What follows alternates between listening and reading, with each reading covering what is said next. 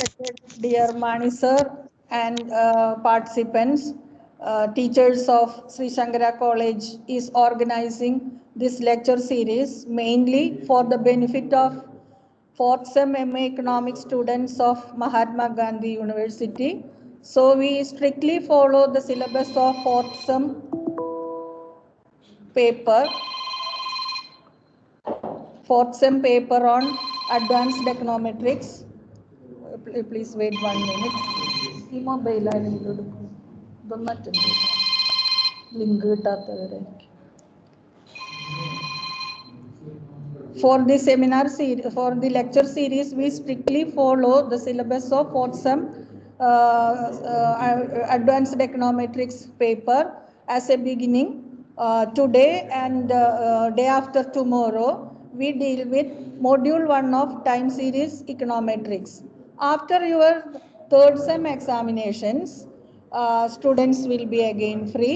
Then, well, we will continue like this module wise lectures by informing you the dates. The lecture series will cover the whole syllabus by taking 2 sessions on 2 days for each module. Altogether now we have 5 modules. So the entire syllabus will be covered in this manner by 10 classes, and no separate fee for the coming classes. We hope complete cooperation and amazing interactions from our students' side. In fact, this topic has plagued the students with mathematically dense, empirically thick theories of economics in order to lighten the burden of our students and also to extend maximum support. This program has been organized. That is completely, this program is dedicated to our students and to fellow faculty. So take maximum advantage of the opportunity. Dear participants, all the best. Before that, I would like to begin by thanking Professor Dr. K.P. Mani sir for agreeing to join us as the leading resource person. He is a well-known econometrician from South India. He is a resource person to World Bank projects and several prestigious national institutions. For the last 42 years, Mani sir has been teaching this subject in different universities and colleges. In Pondicherry University, Calicut University, Kannur University, etc. He had his classes were well known. Those classes were well known among us. Our students are lucky enough to get such an eminent person. I myself is proud to say that I am also a student of Mani sir. Among our participants, there are several teachers present here from his from the student family of Mani sir. Let me extend our heartful welcome to Mani sir. On behalf of all the participants, I express heartful welcome to Mani sir. Also, welcome to my fellow colleagues. Wholeheartedly, we extend a warm welcome to dear participants, both faculty and students, who had responded very positively towards the program. Once again, welcome you all. Without much ado, I invite Professor Mani sir to begin the lecture.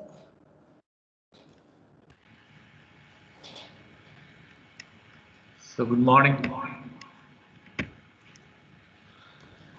So very dear teachers, very dear students, a hearty welcome to the lecture series on time series econometrics. ധാരാളം students ഉണ്ട് എന്നറിയാം, മജോറിറ്റിയും students ആണ്. അതുകൊണ്ട് തന്നെ my presentation will be very simple, of course with a mixed language. ഇംഗ്ലീഷിൽ മാത്രമല്ല പറയുന്നത്, ഒരു മിക്സഡ് ലാംഗ്വേജിലേ പറയുന്നുള്ളൂ. Now, the first point which I want to make you very clear, don't be panic about econometrics. പലപ്പോഴും സ്റ്റുഡൻസിന് econometrics ഒരു tough സബ്ജക്റ്റായി feel ചെയ്യാനുള്ള ഒരു കാരണം, it is because you are tuned in such a mindset. Econometrics is very tough, very complicated. So first of all, please be very, very comfortable when you listen to me. And I shall try to present as a subject econometrics in a little non-mathematical way. Non-mathematical means അനാവശ്യമായിട്ട് ഒരു ഇക്വേഷനും ഒരു മാത്തമാറ്റിക്സും പറയില്ല. First of all you keep that in mind. മാത്രമല്ല, നിങ്ങളുടെ class റൂംസിൽ അതായത് കോളേജുകളിൽ detailed ആയിട്ട് ഇതിൻ്റെ ഡെറിവേഷൻ അങ്ങനെയുള്ള കാര്യങ്ങളൊക്കെ പഠിക്കുന്നുണ്ട്. So I will B focusing more on the logic, more on the concept, and also on the essential equations. Essential equations only. വേണ്ടാത്തതൊന്നും പറയില്ല. Now, the title of the series is Time Series Econometrics. But let me spend hardly 1 hour to explain to you what is econometric methodology, because I was told that there are many students who are attending this program without the knowledge of basic econometrics. അതുകൊണ്ടാണ് ആദ്യം ഇതിൻ്റെ ഒരു എക്കണോമെട്രിക്സിന്റെ ചില basic മെത്തഡോളജിയുമായി ബന്ധപ്പെട്ട കാര്യങ്ങൾ പറയും. And I will be very slow in my presentation, at least for the first 2 classes. And every 15 or 20 minutes I shall give you a break. So if you have any doubt, you can clarify. കാരണം ഏത് subject പഠിക്കുമ്പോഴും അതിൻ്റെ foundation ആണ് important ആയിട്ടുള്ളത്. And once you get a good foundation, you can develop on that. And when I recall my experience, I learned econometrics, mathematical economics, etc. from 1978 to 1980. നിങ്ങൾ പലരും ജനിച്ചിട്ട് പലരും എന്നല്ല, ആരും ചിലപ്പോൾ നിങ്ങളുടെ പേരൻസ് പോലും ജനിച്ചു കാണില്ല. അന്ന് ഞങ്ങൾ എക്കണോമെട്രിക്സ് പഠിക്കുമ്പോൾ ഇന്ന് നിങ്ങൾ വളരെ പോപ്പുലറായിട്ട് ഉപയോഗിക്കുന്ന ഗുജറാത്തി അല്ല. ഇത് പറയാൻ കാരണം, those who are interested to learn econometrics, there is a classic book. ആ ബുക്കാണ് നിങ്ങൾ പഠിക്കേണ്ടത്. ആ ബുക്കിൻ്റെ title Econometric Methods by Johnston. Econometric Methods by Johnston ഒരു book. Second book Introduction to Econometrics, L.R. Klein, K-L-E-I-N, L.R. Klein. ഈ 2 book ഞാൻ തുടക്കത്തിൽ പറയാൻ കാരണം, particularly if you go through Johnston's econometrics textbook, you will see how this subject is developed. അന്ന് computers ഇല്ലാത്ത കാലമാണ്, packages ഇല്ലാത്ത കാലമാണ്. അന്ന് കംപ്ലീറ്റ് എക്കണോമെട്രിക്സിൻ്റെ econometric methodology was based on matrix algebra. ഞാനിത് പറയാനൊരു കാരണമുണ്ട്. എക്കണോമെട്രിക്സ് ശരിക്കും പഠിക്കുമ്പോൾ നമ്മൾ അതിൻ്റെ ബേസ് എന്ന് പറയുന്നത് ഇറ്റ് ഈസ് മാട്രിക്സ് ഓൾജിബ്ര. പക്ഷെ ഇപ്പോൾ നമ്മൾ പലപ്പോഴും ഉപയോഗിക്കുന്നത് റിഗ്രഷൻ മെത്തഡോളജിയാണ്. കൺവീനിയൻ്റ് ആയിട്ട് ഉപയോഗിച്ച് തുടങ്ങിയിട്ടുണ്ട്. That part I agree. But matrix ആൾജിബ്രയാണ് എക്കണോമെട്രിക്സിന്റെ base. Now what is this subject? എന്താണ് econometrics? See, when we talk about econometrics, there are three components in it. One is the conventional economic theory, number one. Number two, the use of mathematics. Number three, the use of statistics. So these three subjects, economic theory, mathematics, and statistics, interact to get the subject econometrics, which was coined by Ragnar Frisch in 1932. 1932 ശരിക്കും ഇതിന്റെ systematic ആയിട്ട് ഈ subject വരുന്നത്. Now why these three subjects? ഇത് മൂന്നും കൂടെ integrate ചെയ്യപ്പെടാനുള്ള കാരണം എന്താണ്? First, economics. Econometricsന്റെ underlying principles എല്ലാം തന്നെ they are borrowed from economic theory. You take a simple example. Always I used to go for simple examples. Your law of demand.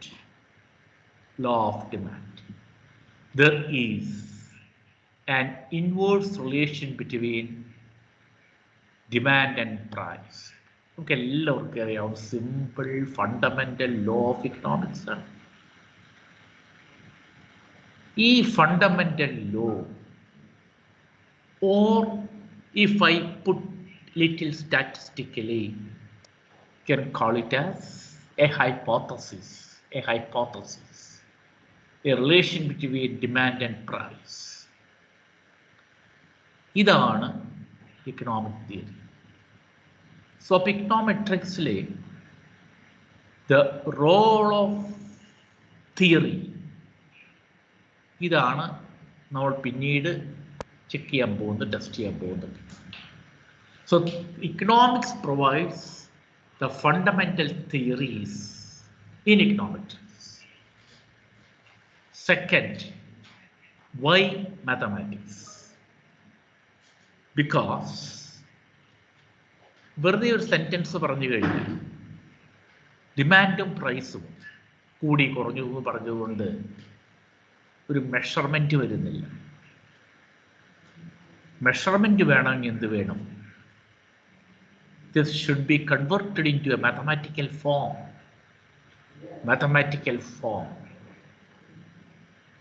Which is the mathematical form? ഏറ്റവും simple ആയിട്ടുള്ള mathematical form ഞാൻ പലപ്പോഴും പറയാറുണ്ട്. Econometrics ആയാലും കൊള്ളാം, ഏത് subject ആയാലും കൊള്ളാം, അതിൻ്റെ ഫൗണ്ടേഷൻ സ്റ്റാർട്ട് ചെയ്യുന്നത് it is from a function. നിങ്ങൾ സ്കൂൾ ക്ലാസ്സിൽ പഠിക്കുന്ന y is a function of X, y depends on X. ഈ ഒരു മാത്തമാറ്റിക്കൽ ഫോർമുലേഷൻ, ഇത് ഡിമാൻഡ് തിയറി നമ്മൾ ഇപ്പം പറഞ്ഞ ഡിമാൻഡിലേക്ക് കൊണ്ടുവരാം. Demand is a function of P, demand is a function of price. ഈ മാത്തമാറ്റിക്കൽ ഫോർമുലേഷൻസ് ആണ് സെക്കൻഡ് പാർട്ട്, മാത്തമാറ്റിക്സിൻ്റെ role. Then comes the third part, that is estimation. Now estimation വേണമെങ്കിൽ എന്ത് വേണം? We require data. ഈ ഡാറ്റ വെച്ചുകൊണ്ട് നമ്മളുടെ basic ആയിട്ടുള്ള starting point, demand depends on price. Is okay? Is it right? Then, if price changes by some level, what happens to demand? Elasticity, നമ്മൾ പറയുന്ന കാര്യങ്ങൾ ഇതൊക്കെ കൃത്യമായി മെഷർ ചെയ്തെടുക്കലാണ് the third part, the role of statistics. ഇത് combine ചെയ്ത് വരുമ്പോൾ, so theory, mathematics and statistics with the three distinct functions. Economics provides theory, mathematics provides mathematical functions, formulations, mathematical expressions, and statistics helps to estimate. Estimate മാത്രമല്ല, there is one more role for statistics, that is forecasting. അത് ഞാൻ പറയാൻ കാരണത്തിലൂടെ in time series econometrics complete discussion വരുന്നത് it is on forecasting, which we shall complete. അവിടെ enter ചെയ്യുമ്പോൾ ഒരു introduction പറഞ്ഞ് will be moving into time series. അപ്പോൾ ഈ estimation and forecasting, that is third component of statistics, econometrics. That is why വളരെ സിമ്പിളായിട്ട് എന്താണ് എക്കണോമെട്രിക്സ് എന്ന് ചോദിച്ചു കഴിഞ്ഞാൽ is the integration of these three subjects എന്ന് പറയാനുള്ള കാര്യം. ഇന്നിപ്പോൾ of course econometrics is used not only by economics persons but even by other subjects. ഇതാണ് subject of econometrics. Now, how to conduct an econometric study? ഒരു econometric study എങ്ങനെ conduct ചെയ്യാം? econometric methodology, അത് ഏത് സ്റ്റഡി ആണെങ്കിലും, time series data ആണെങ്കിലും കൊള്ളാം, വേറൊരു data, whatever, we need a clear-cut methodology. And that methodology undergoes 2 or 3 important stages. If you are interested, പ്രത്യേകിച്ചും ബിഗിനേഴ്സ് അല്ലെങ്കിൽ റിസർച്ച് ചെയ്യുന്ന സ്റ്റുഡൻസ്, എങ്ങനെയാണ് ഒരു എക്കണോമെട്രിക് സ്റ്റഡി നടത്തുക അതറിയണമെന്നുണ്ടെങ്കിൽ there is a beautiful book, Theory of Econometrics. Sorry, theory ആണോ introduction ആണോ ചെറിയ സംശയമുണ്ട്, ചെക്ക് ചെയ്തോളൂ.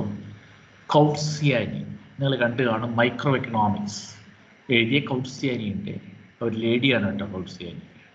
അവരുടെ മറ്റൊരു ബുക്കാണ് ഇൻട്രൊഡക്ഷൻ ടു എക്കണോമെട്രിക്സ് ആണോ തിയറി ഓഫ് എക്കണോമിക്സ്, ചെറിയ സംശയമുണ്ട്.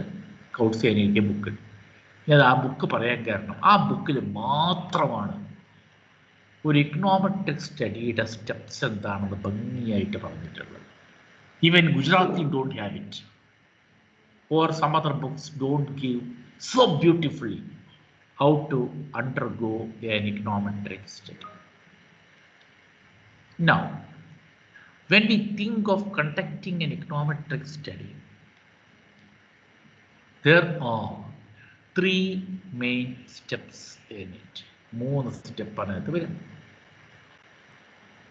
The first, next class onwards, we'll be having PowerPoint also. ഞാൻ ഇന്ന് ഈ പ്രോഗ്രാം എങ്ങനെ വർക്ക് ചെയ്യണമെന്ന് അറിയാത്തതുകൊണ്ട് PowerPoint ഇൻസർട്ട് ചെയ്യാത്തതാണ്. സോ റിമൈനിങ് ക്ലാസ്സിലേക്ക് വരുമ്പോൾ PowerPoints വരും. Okay. Now, when we go for an econometric study, there are 3 stages for that. There are 3 stages.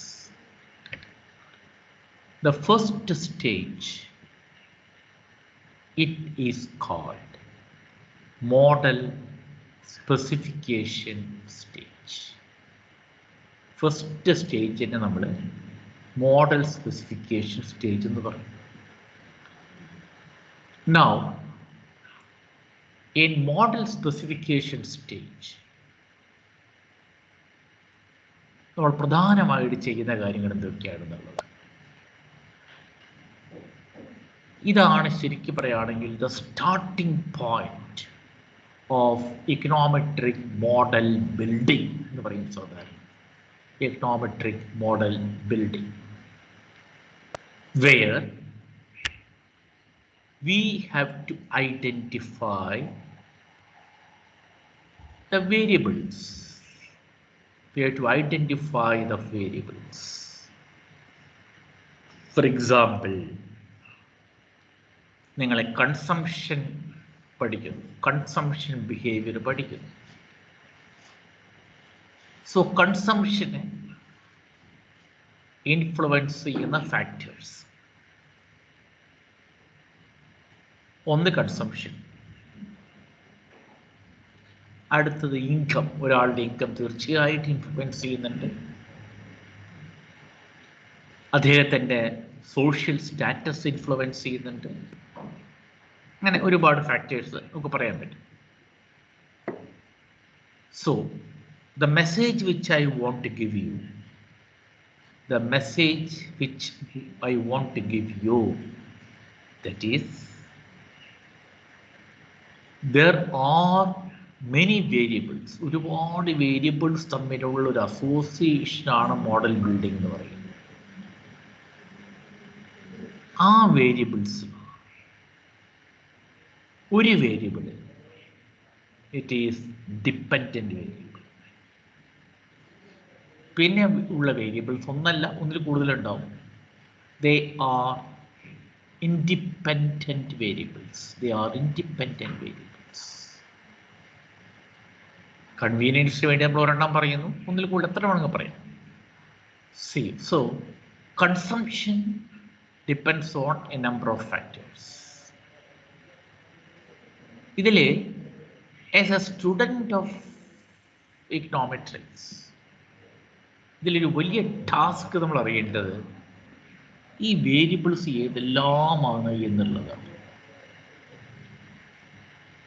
In your class room learning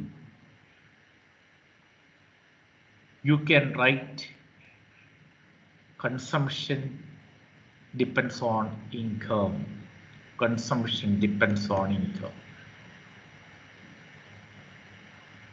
but for a research student, if there are any research students listening me, നിങ്ങളെ സംബന്ധിച്ച് this task is very difficult. കാരണം there are many variables influencing your research problem. Which are the variables to be taken into account? Which are the variables not to be taken into account? It's a complicated affair. Research ചെയ്യുമ്പോൾ, anyway, I'm not going to that side. Research നൽകുന്ന പോകുന്നില്ല. അപ്പോൾ നമ്മൾ തൽക്കാലം assume ചെയ്യുകയാണ് consumption depends on income. അപ്പോൾ consumption dependent വേരിയബിളായി, income independent variable. ഇക്വേഷനിൽ ഇങ്ങനെ ഇപ്പോൾ പോകുന്നില്ല, because our agenda of topic is different. പക്ഷേ ദോസ് ആർ പഠിക്കാത്തവർക്ക് ജസ്റ്റ് ഒന്ന് ഞാൻ ബേസിക് കാര്യങ്ങൾ പറയുന്നു. പക്ഷെ ഇവിടെ again you have to be careful about one more term, that is the error term. Whenever you talk about econometric models, an inevitable terminology is error term, represented by U. U is a representation for error term. പലരും ചോദിക്കാറുണ്ട്, what is this error? Error എന്താണ്? നിങ്ങൾ എക്കണോമെട്രിക്സുമായിട്ട് എത്രത്തോളം കാലം മുന്നോട്ട് പോകുന്നുവോ ഈ സാധനം കൂടെ ഉണ്ടാവും, എറർ ടേം ഉണ്ടാവും. What is the error term? Now error term means you cannot consider all the independent variables. You cannot consider all the independent variables. എല്ലാ വേരിയബിൾ എടുക്കാൻ സാധ്യമല്ല.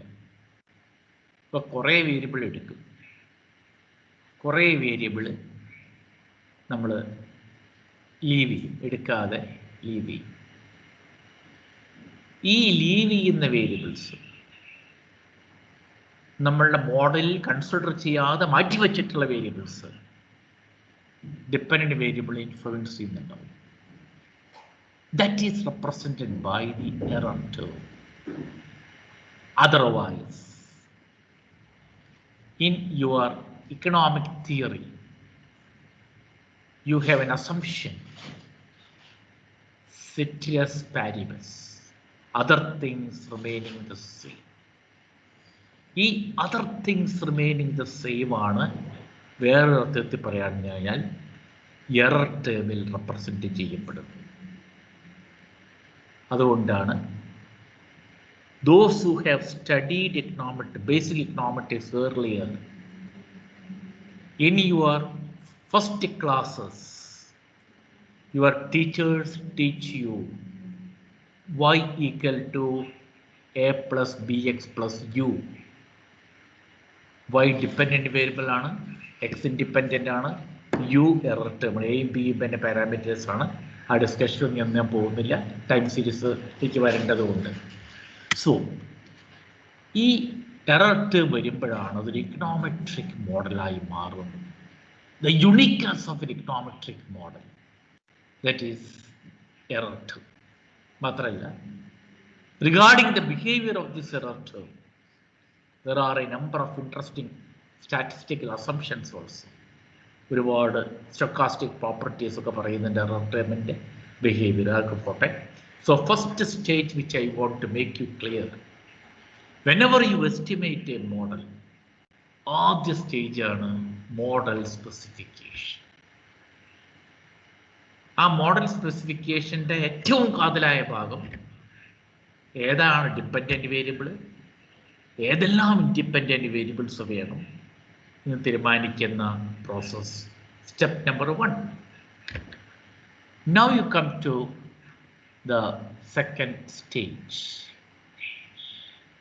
ഈ സെക്കൻഡ് സ്റ്റേജ് ആണ് what is called as estimation of the model. പലതരം മോഡലുണ്ട്, linear, non linear ഒക്കെ ഉണ്ട്. അതിൽ whatever your model you are using, ഇത് എസ്റ്റിമേറ്റ് ചെയ്യും. Now, എസ്റ്റിമേറ്റ് ചെയ്യുമ്പോൾ പ്രധാനമായിട്ട് വരുന്നൊരു ഇഷ്യൂ ആണ് data. Without data we cannot estimate. Another issue, it is sample. Whenever we think of data collection, naturally there is a question of sample. And in your degree class or even in your PG class, you learn a lot on sampling methods, etc., sample size, etc. So I don't want to go to those discussions, which is also outside the scope of our seminar series. അപ്പോൾ സാമ്പിളിലേക്ക് ഇഷ്യൂസിലേക്ക് ഞാൻ പോകുന്നില്ല. Sample നിങ്ങൾ എല്ലാവർക്കും അറിയാവുന്നൊരു കാര്യമാണ്. പിന്നെ വരുന്നൊരു issue ആണ് data. Data. Now, when we talk about data, as you know, there are different types of data used in classroom exercise and also in research. Primary data, secondary data. I need not explain. All of you know what is primary data, what is secondary data. Next one, it is other important data, cross-section data, time series data, panel data. This is very, very important. We have 3 types of data used in econometric analysis. First, we'll just say what is cross-section. Now, cross-section data, there are 2 important characteristics. 2 ക്യാരക്ടറാണ് ഈ cross section ഡാറ്റയ്ക്കുള്ളത്. Number 1, it is collected at a point of time. It is collected at a point of time. ഒരു point of time, ഒരു ഡേറ്റിലാണ് collect ചെയ്യുന്നത്. On, രണ്ടാമത്തെ character, on large number of characters, on large number of characters, age, sex, income, education and so on. ഒരുപാട് വേരിയബിൾസിനെ കുറിച്ച് can call it as multivariate എന്ന് വേണമെങ്കിൽ പറയും. ഈ multivariate information collected at a point of time, it is called cross-section data. Or if I put in simple jargon, what is cross-section data? Cross-section data is primary data. ഒരു പരിധി വരെ primary ഡാറ്റയാണ് cross section data. And we do a lot of analysis, primary surveyകൾ, household സർവേകൾ, village hold സർവേകൾ, ഇതൊക്കെ നമ്മൾ ചെയ്യുന്നുണ്ട്. ഇതെല്ലാം അതായത് ഒരു പർട്ടിക്കുലർ ഡേയിൽ ഒരു സ്ഥലത്ത് ചെന്ന് അവിടെയുള്ള ഇൻഫർമേഷൻ മുഴുവൻ നമ്മൾ പല കാര്യങ്ങൾ അവരോട് ചോദിച്ച് മനസ്സിലാക്കുന്നു. ഇതാണ് ക്രോസ് സെക്ഷൻ ഡാറ്റയുടെ nature. Now we come to what is time series data. Now in time series data, അതാണ് നമ്മൾ ഇനി വളരെ ഡീറ്റെയിൽഡ് ആയിട്ട് പഠിക്കാൻ പോകുന്നതിനെ കുറിച്ചാണ്. പക്ഷെ ഡാറ്റയുടെ നേച്ചർ മാത്രമേ ഇപ്പോൾ പറയും. What is time series data? 2 ക്യാരക്ടറുണ്ട്. 2 character. ഒന്ന്, it is collected over an interval of time. It is collected over an interval of time. Different years, different days, different months, different weeks. Interval, time interval ആണ് collect ചെയ്യുന്നത്. മാത്രമല്ല, ഇങ്ങനെയുള്ള time interval regularity of interval, that is another character of time series. 1 കൊല്ലമാണെങ്കിൽ എല്ലാം 1 കൊല്ലം, 3 കൊല്ലമാണെങ്കിൽ എല്ലാം 3 കൊല്ലം. Regularity of interval. And whenever you deal with your secondary data published by the government, നമുക്ക് പലതരം data നിങ്ങൾ കാണുന്നുണ്ട്. 5-year ഡാറ്റയുണ്ട്, 5 കൊല്ലത്തെ data. It is called quinquennial average. Average അല്ല, total quinquennial value. ഈ quinquennial 10 കൊല്ലത്തെ ആണെങ്കിൽ 10 years you call it as decennial data. ഈ 5 കൊല്ലത്തെ ടേം പലർക്കും അത്ര ഫെമിലിയർ അല്ല. ക്വിൻക്യൂനിയൻ ആണ് 5 കൊല്ലത്തെ ഡാറ്റയെ പറയുന്നത്, 10 കൊല്ലത്തെ ഡെസിനിയൽ. അപ്പോൾ ഇവിടെ വീണ്ടും ഒരു clarification I want to make. Students of economics have a feeling that ഈ ഇയർലി ഇന്റർവെല്ലിൽ ഡാറ്റ കളക്ട് ചെയ്താൽ മാത്രമേ സെക്കൻഡറി ആവുള്ളൂ. Wrong impression. അങ്ങനെ വരാൻ ഒരു കാരണമുണ്ട്. Good amount of data dealt by economics people is yearly ഡാറ്റയാണ്. അങ്ങനെ ഒരു ഇംപ്രഷൻ വരാനുള്ള കാര്യം. But you just take body temperature of a patient recorded in a hospital. That is time series, because in every 6 hours അവിടെ കൃത്യമായി പറയുകയാണെങ്കിൽ ഒരു period ഉണ്ട്, 6 മണിക്കൂർ കൂടുമ്പോഴാണ് ടെമ്പറേച്ചർ മെഷർ ചെയ്യുന്നത്. അത് 6 അവേഴ്സ് ഗ്യാപ്പാണ്, ഒരേ ഇൻ്റർവെല്ലാണ്. That is time series. ഇവിടെ the two characteristics,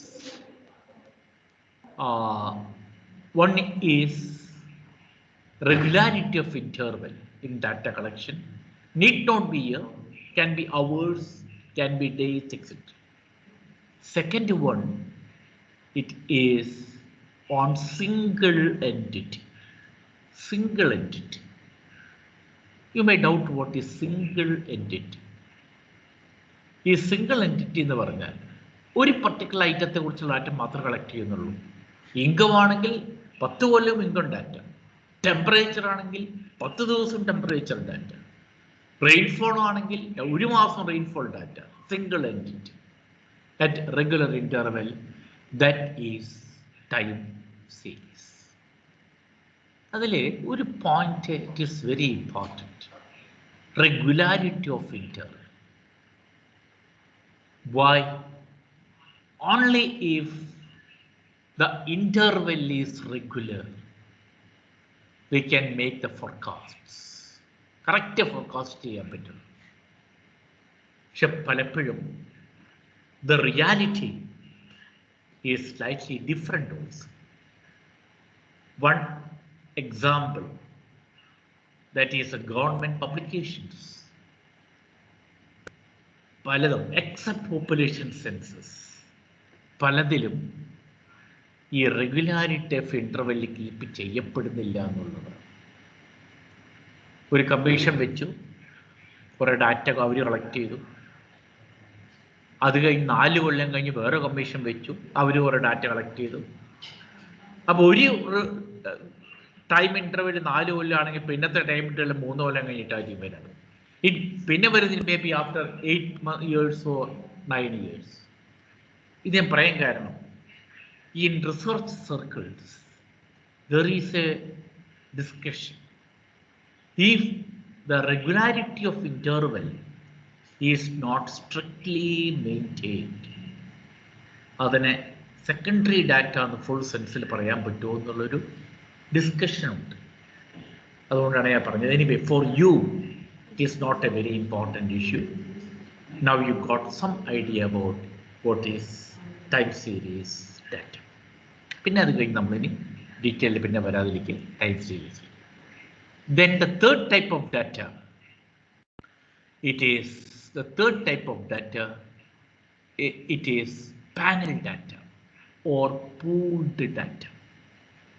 What is panel data? Pooled. ഏതൊക്കെ പൂൾ ചെയ്യുന്നു? Time series data and cross-section data, which is very widely used in econometric analysis. പ്രത്യേകിച്ച് ഇപ്പോൾ അടുത്ത കാലത്ത് പാനൽ ഡാറ്റ ഉപയോഗിച്ചുകൊണ്ട് ഒരുപാട് പഠനങ്ങൾ വരുന്നുണ്ട്. Of course in your syllabus also the last module is on panel data, so definitely we will be discussing about that when we reach there. So again you come back to the second stage of model building. The second stage of model building, അതിനകത്ത് വരുന്ന 2-3 concerns which I told you. ഒന്ന് സാമ്പിളാണ്. എത്ര sample എടുക്കണം? Of course it is a widely area to be debated in detail. പക്ഷെ ഇവിടെ നമ്മുടെ agenda of discussion അതല്ലാത്തത് കൊണ്ട് ഞാൻ ആ സാമ്പിളിലേക്ക് കിടക്കാത്തതാണ്. ബട്ട് ഒരു കമൻറ്റ് മാത്രം. Of course you would have listen some PhD presentations, seminar presentations.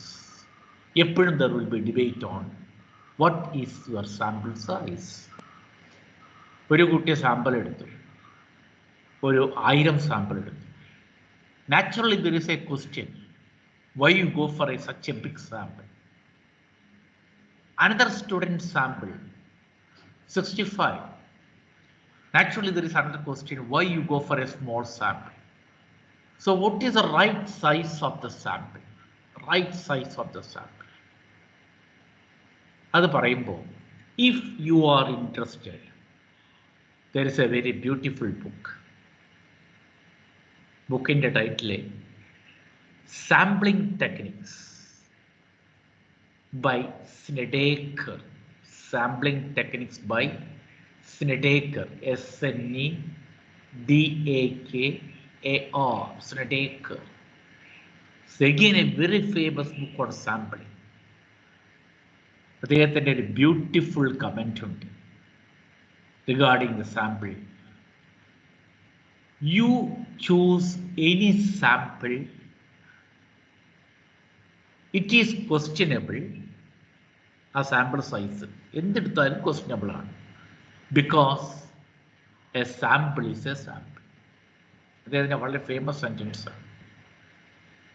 അദ്ദേഹത്തിന് ഇതേ സെൻറ്റൻസ് അടുത്ത സെൻറ്റൻസ് പറയുന്നുണ്ട്, you choose any sample,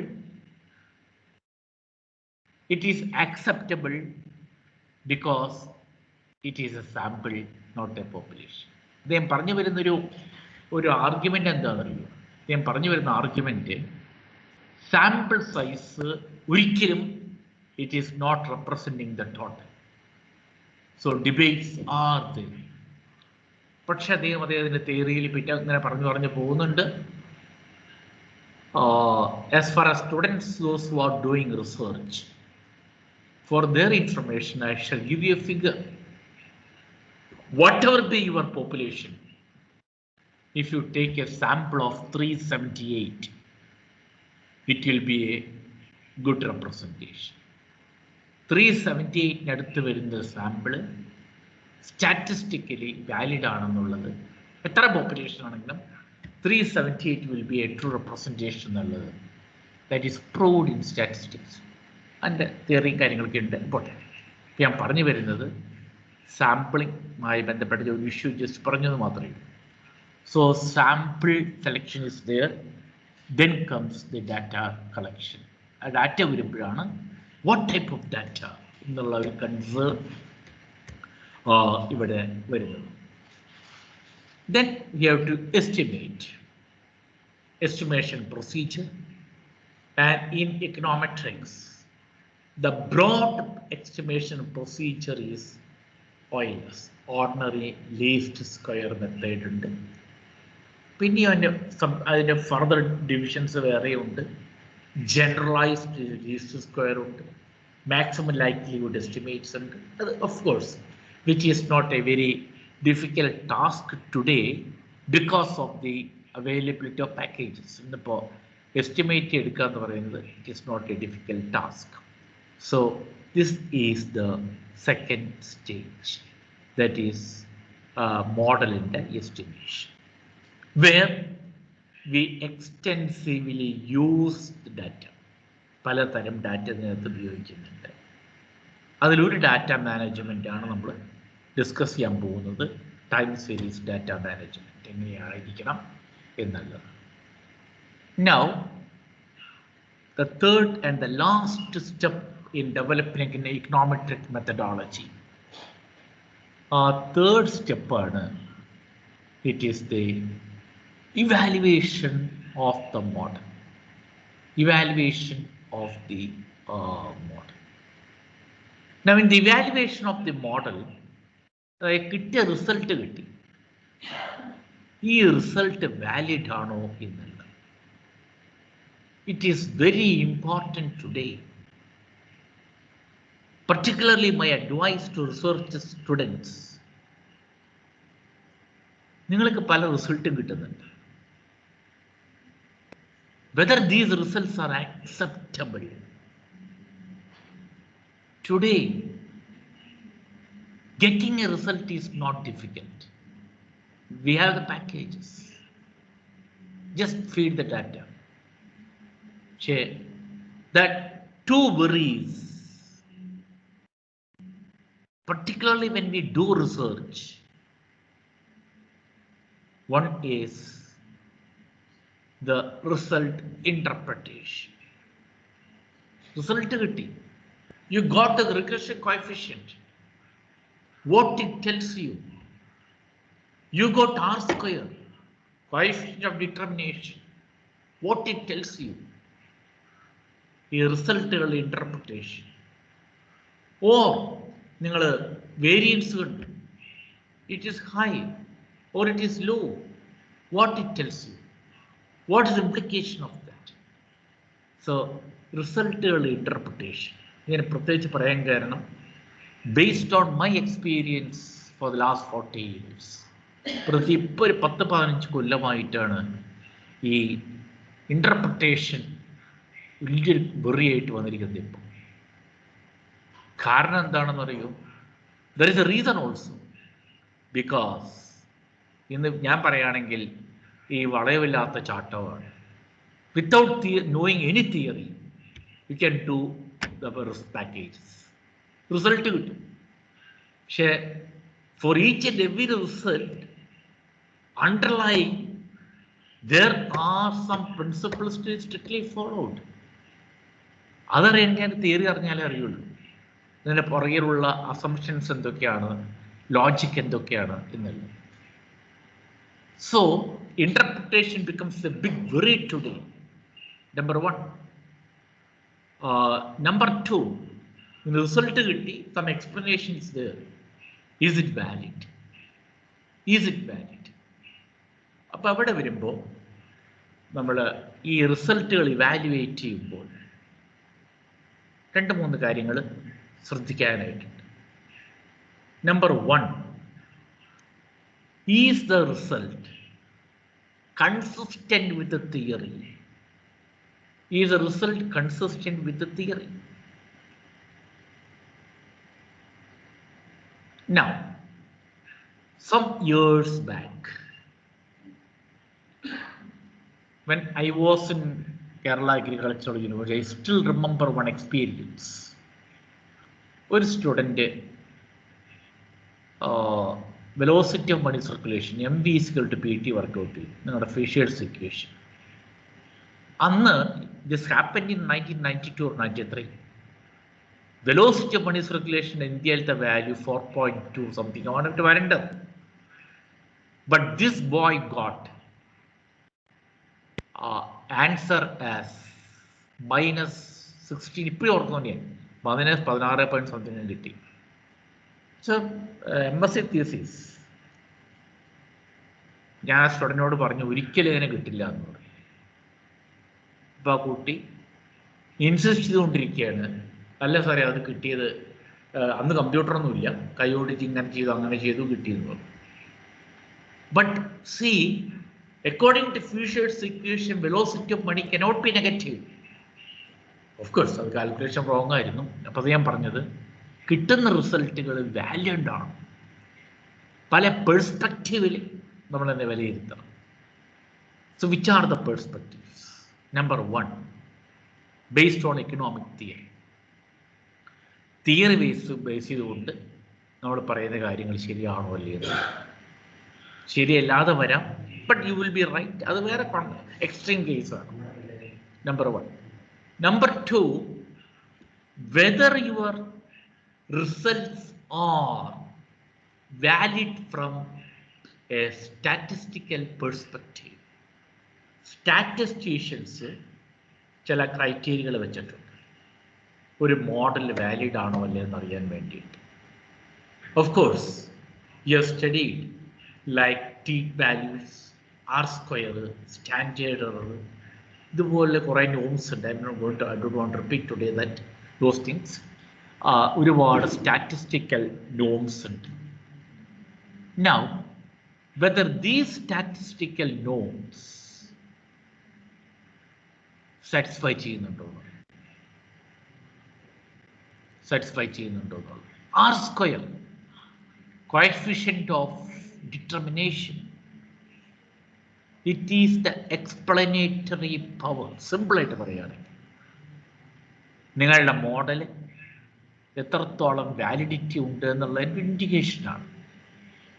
but see, in econometrics or in social science, it cannot be one. It cannot be one. One എന്ന് പറഞ്ഞാൽ എന്താണ്? 100% explain ചെയ്യണമെന്നുള്ളതാണ്. It is impossible in a social science. But I still remember about 10 years back, a PhD scholar got R square as 1. അത് thesis submit ചെയ്തിട്ടൊന്നുമില്ല, draft R square 1 ആയിട്ട് ഒരു സ്റ്റുഡൻറ്റിനെ meet ചെയ്തു. I told him this will never happen. Cannot have an R square as 1. But this scholar പറഞ്ഞ മറുപടി എന്താണെന്നറിയോ? അയാളുടെ ഫ്രണ്ട് ചെയ്തു കൊടുത്തതാണ്, അത് 1 തന്നെ വരുന്നുണ്ട് എന്ന് പറഞ്ഞു. And he submitted the thesis also. പക്ഷെ അവസാനം ഫൈനൽ വൈവയ്ക്ക് എക്സാം വന്നാളും പറഞ്ഞു R square ഒരിക്കലും 1 വരില്ലല്ലോ. ഓഫ് കോഴ്സ് പ്രോബ്ലം ഒന്നും ഉണ്ടാക്കിയില്ല. ഞാൻ പറഞ്ഞു വരുന്നത് സ്റ്റാറ്റിസ്റ്റീഷ്യൻസിന് ചില നോംസ് ഉണ്ട്, standard error, T value, R square etcetera etcetera. അതിൻ്റെ ഒരു ബിഹേവിയർ ഉണ്ട്, ഏതൊക്കെ വാല്യൂസ് വരാം, ഏതൊക്കെ റേഞ്ചിൽ വരാമെന്നുള്ളത്. That is to be taken into account. Then one more, you have to check whether your model is free from econometric problems. Now, the econometricians are talking about 3 problems. Conventionally, 3 econometric problems. The first problem, it is multi-collinearity problem. It is multi-collinearity. പക്ഷെ ഇവിടെ if I share my experience today, ഇത് ആവശ്യമുള്ളിടത്തും ഇല്ലാത്തടത്തൊക്കെ പറഞ്ഞുകൊണ്ടിരിക്കേണ്ട സാധനങ്ങളാണ്. See, multicollinearity problem. What is multicollinearity in simple words? Strong correlation between independent variables. Independent variables എല്ലാം തമ്മിൽ interpolate ചെയ്തിരിക്കുക, അതാണ് മൾട്ടികോളിനിയാരിറ്റി. അതുകൊണ്ട് തന്നെ that can happen only in multiple regression. Only in multiple regression such a problem arises. So context is important. എവിടെയാണ് ഏത് problem നമ്മൾ പറയണേന്നുള്ളത്. And sometimes multicollinearity is not a severe problem. For example, if you are discussing agricultural production or something like that, അവിടെ എടുക്കുന്ന variables ആണ് rainfall, fertiliser application, ഇതെല്ലാം. ഇതൊക്കെ തമ്മിൽ high correlation കാണിക്കും. It is not a problem. It depends on the topic, depends on the purpose. ഇതാണ് ഒരു problem, multicollinearity. Now, second problem, it is heteroscedasticity. Now, heteroscedasticity means it's a very interesting problem. Variance remains constant. ഇത് കൂടുതലും കാണുന്നത് it is in the case of second cross section സ്റ്റഡീസിലാണ് കാണുന്നത്. അതിൽ പറയുന്ന concept എന്താണെന്ന് അറിയൂ? Variance should remain constant. Variance constant ആവും. എത്ര സാമ്പിൾ എടുത്താലും വേരിയൻസ് കോൺസ്റ്റന്റ് ആവും. It will never happen. For example, അതിനെ നിങ്ങൾ ഇത് മുമ്പ് പഠിച്ചിട്ടുള്ളവരെ കേട്ട് കാണും, എറർ ലേണിംഗ് മോഡൽസ് എന്നുള്ള കൺസെപ്റ്റ് കേട്ട് കാണും. Error learning models over the time period ഈ നമ്മൾ എറേഴ്സ് ഉണ്ടെങ്കിൽ കുറച്ച് കൊണ്ടുവരും. ഒരു ക്ലാസിക് എക്സാമ്പിൾ ഉണ്ട്, 1981 പോപ്പുലേഷൻ സെൻസസ്. ഈ വർഷം ശരിക്കും പോപ്പുലേഷൻ സെൻസസ് നടക്കേണ്ടതാണ്, തൽക്കാലം നിർത്തിവെച്ചിരിക്കുകയാണ്, അടുത്ത വർഷം ഉള്ളൂ എന്ന് പറയുന്നു. 81 പോപ്പുലേഷൻ സെൻസസ് സ്റ്റാർട്ട് ചെയ്യും. ഈ പോപ്പുലേഷൻ സെൻസസ് സ്റ്റാർട്ട് ചെയ്യുമ്പോൾ ഗവൺമെന്റ് എത്രയായിരിക്കും ഇന്ത്യയുടെ പോപ്പുലേഷൻ എന്ന് പ്രെഡിക്റ്റ് ചെയ്യും. എസ്റ്റിമേറ്റഡ് വാല്യൂ, കറക്റ്റ് വാല്യൂ അറിയാൻ പോകുന്നേ ഉള്ളൂ, എസ്റ്റിമേറ്റ് ചെയ്ത് പറയാം എത്ര ആയിരിക്കാമെന്ന്. Then, after the completion of the survey, we know what is exact population.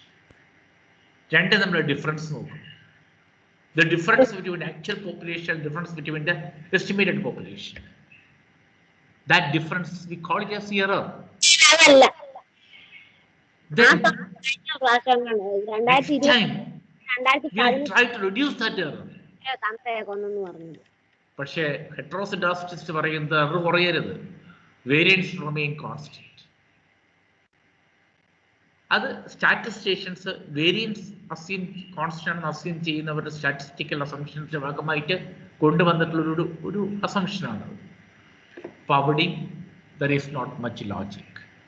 Then comes നമ്മളുടെ തീമായിട്ടുള്ള ടൈം സീരീസോട് ബന്ധപ്പെട്ട് കിടക്കുന്ന പ്രോബ്ലമാണ് ഓട്ടോ കോറിലേഷൻ പ്രോബ്ലം. അതിപ്പോൾ പറയുന്നില്ല, രണ്ടാമത് പറയാൻ പോകുന്നത് കഴിഞ്ഞിട്ട് അവിടെ വെച്ച് ഡീറ്റെയിൽ ആയിട്ട് പറയാം. So you check your data, check your result, check your data. അതാണ് last component. Where you are, നിങ്ങൾ നിങ്ങളുടെ കിട്ടിയ റിസൾട്ടിനെ ജഡ്ജ് ചെയ്യണം. ഇത് is very very important. Not only as a classroom exercise, but when you do your research also. If I share my experience, because of the blind usage of packages,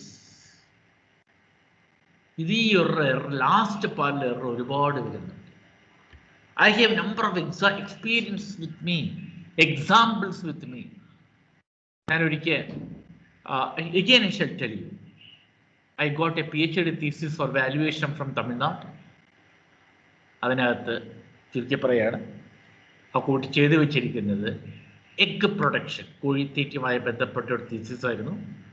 egg പ്രൊഡക്ഷനും തീറ്റ കൊടുക്കും നമ്മൾ regression ചെയ്തിട്ടുണ്ട്. Result ഇതാണ് finally, to get 1 egg you have to give 6 kilos of feed.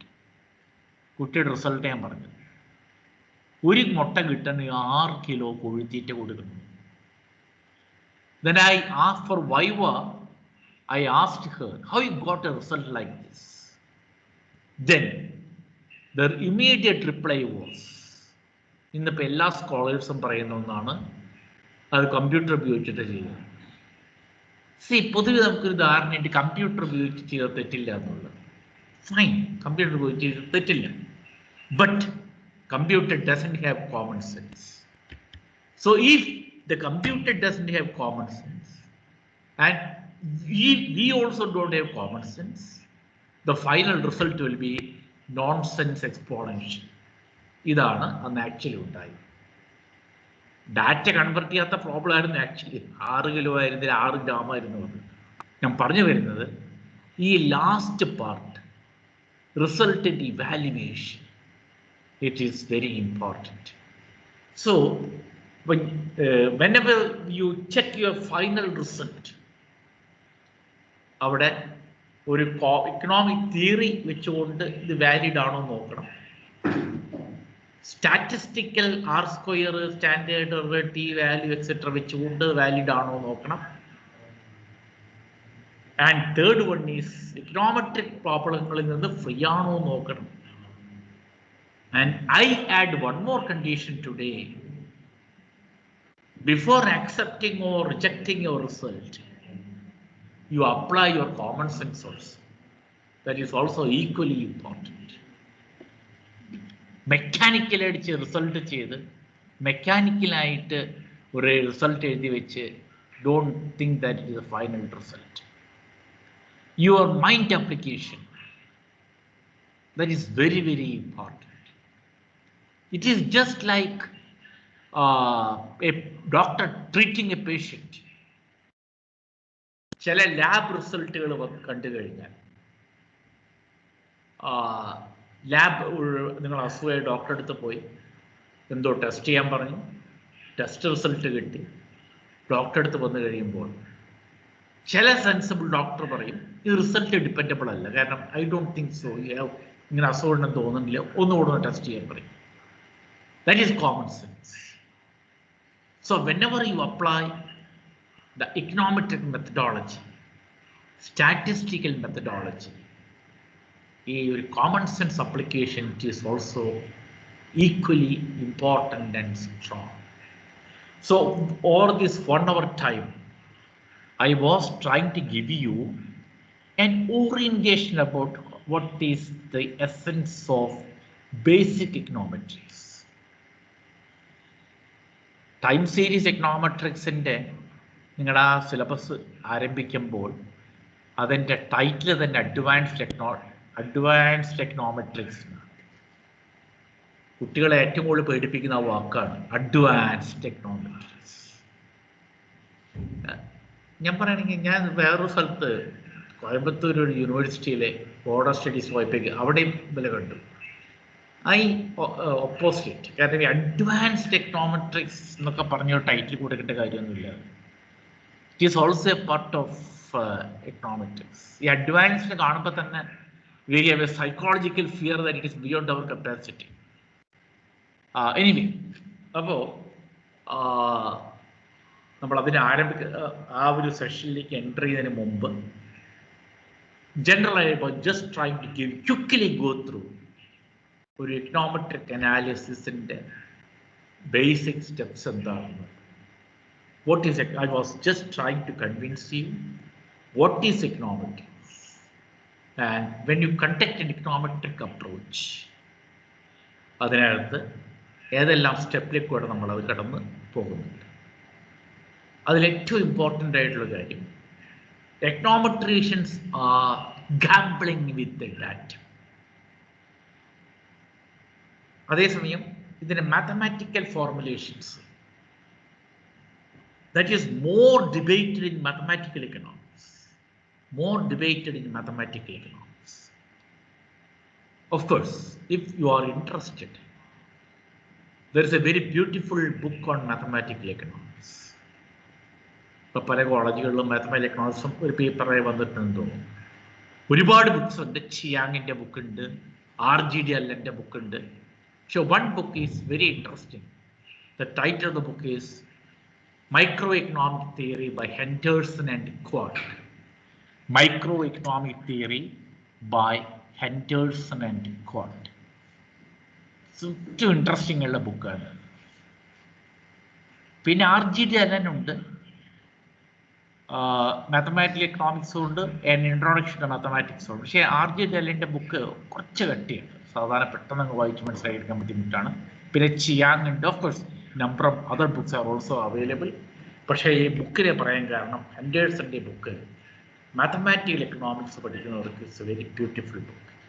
അപ്പോൾ ഇവിടെ again the mathematical economics and econometrics തമ്മിലുള്ള difference, in econometrics modelling we are concerned with the estimations and forecasting. Mathematical എക്കണോമിക്സിൽ പലതിൻ്റെ ഒരു mathematical logic develop ചെയ്യലാണ്. It is there.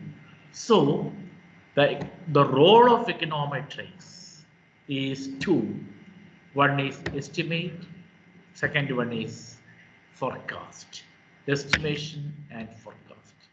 This is possible only if data are available, data are properly collected, data are properly analyzed. Again, if you're interested, there is another book. ഒരു ബുക്കുണ്ട്. ആ ബുക്കിൻ്റെ പേര് Econometric Applications in India. Econometric Applications in India, written by K.L. Krishna. അത് ഇന്ത്യയിൽ നടന്നിട്ടുള്ള econometrics വർക്കുകളുടെ ഒരു സമ്മറിയാണ് K.L. കൃഷ്ണയുടെ book. He is from Delhi School of Economics. ആ ബുക്കിൽ ഫസ്റ്റ് ഒരു 5-6 പേജിൽ he is discussing about the importance of data. അദ്ദേഹം പറയുന്നത് right data in right place for right person, data quality of data, which is very, very important. Econometricians, statisticians, they are gambling with the data. Gambling with the data. Even in India, ഈ കോവിഡിൻ്റെ ഒരു ആദ്യത്തെ 5-6 മാസം കണ്ടു കാണും. Curve flatten ചെയ്തു, curve പീക്കായി, curve down ആയി എന്നൊക്കെ പറഞ്ഞിട്ടുള്ള കുറേ discussions. It is one way time series analysis ആണോ അത്? ശരി, ഇങ്ങനെയൊക്കെയാണ് ഇപ്പോൾ, അതുകൊണ്ട് ഇന്ന പോലെ ഇന്ന സംഭവിക്കാം എന്നൊക്കെ പറയും. സോ ഞാൻ പറഞ്ഞു വരും, even in medical science, even അല്ല, medical good amount of data analysis ഉണ്ട്. ബയോസ്റ്റാറ്റിസ്റ്റിക്സ് ഒരുപാട് യൂസ് ചെയ്യുന്നുണ്ട്. So data is the most important. ഈ ഡാറ്റയിൽ there are different types of data which I already mentioned earlier.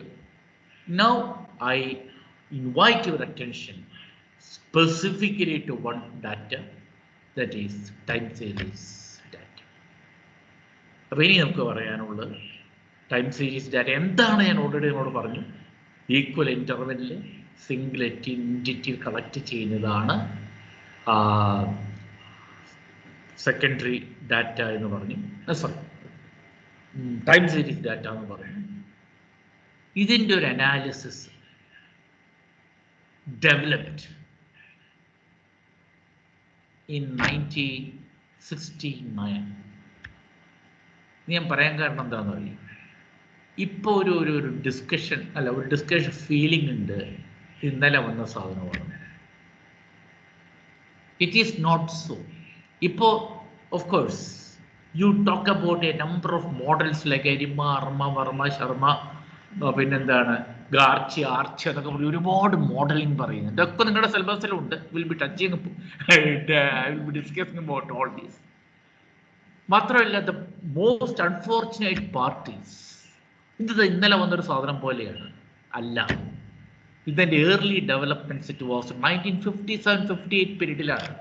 അത് കഴിഞ്ഞ് ഇത് കോൺക്രീറ്റൈസ് ചെയ്യപ്പെടുന്നത് it is 1969 Box Jenkins methodology എന്ന് പറഞ്ഞിട്ട്. അവിടെ നിന്നാണ് അനിമയുടെ സ്റ്റാർട്ടിങ്. അപ്പോൾ ഏതാണ്ട് 50 കൊല്ലം കഴിഞ്ഞ് 60 കൊല്ലത്തോളം പഴക്കൂട്ടിയ സാധനം. പിന്നെ നമുക്കറിയാത്തതൊക്കെ നമ്മൾ പുതുതാണെന്ന് പറയുന്നതുകൊണ്ട് ഞാൻ പറഞ്ഞു വരുന്നത്, don't say that it something new. It is nearly 50 years old. മാത്രമല്ല, ഇപ്പോൾ as far as latest econometrics is concerned, ഒരു അപ്രോച്ച് വേറെ വന്നിട്ടുണ്ട് എക്കണോമെട്രിക്സിൽ. It is called Bayesian econometrics. ഈ Bayesian econometrics purely based everything in probability terms.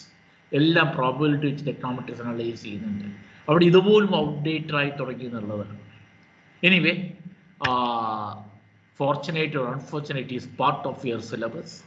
So we have to go through what is time series. അതിൻ്റെ ചില basic കാര്യങ്ങൾ ആദ്യം മനസ്സിലാക്കി, ഫണ്ടമെന്റൽസ് ഉണ്ട്. അപ്പോൾ ആ കാര്യങ്ങളൊക്കെയാണ് ഇനിയുള്ളത്. So I think what we plan is 20-25 minutes break for you, because online ഉള്ളതിൻ്റെതായ കേട്ടുകൊണ്ടിരിക്കുന്നതിന് ഒരു physical constraint ഉണ്ട്. So we will be having 20-25 minutes so small break, then we will be entering into our theme of the series, time series. But before we wind up the session, if anybody has any doubts on the basics what I told you, can share that, then we shall have the break, please.